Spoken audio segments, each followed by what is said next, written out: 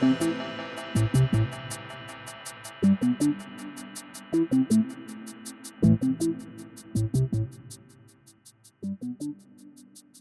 the UK, the government has created an entirely new kind of GMO, which it calls the precision-bred organism, or PBO. And this PBO, it says, could have occurred naturally, and therefore it doesn't need to be regulated, it doesn't need to be labeled. And what's more, the government has created a very broad criteria for how we define PBO, which includes not just new GMOs, but old-style GMOs as well. This is not what the UK public wants, and I don't think it's what the public in Europe want either. And so it's really important that the European Union doesn't follow this really dishonest path that the UK is currently following.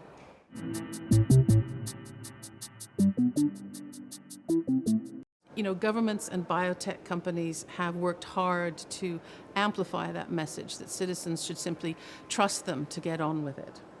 But the fact is that citizens' voices have and always will be important to this debate, because citizens ask all these awkward questions like, why are we doing this?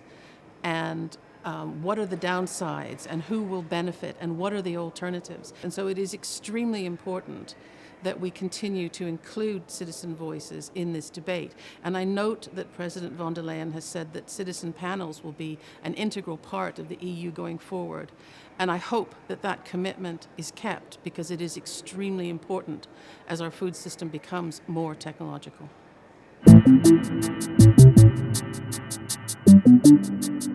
The question about creating a sustainability criteria, I think, can also be something of a distraction from a more difficult conversation around safety assessments. And as we look to changing or rewriting the regulations around GMOs, it's important to recognize that we need both.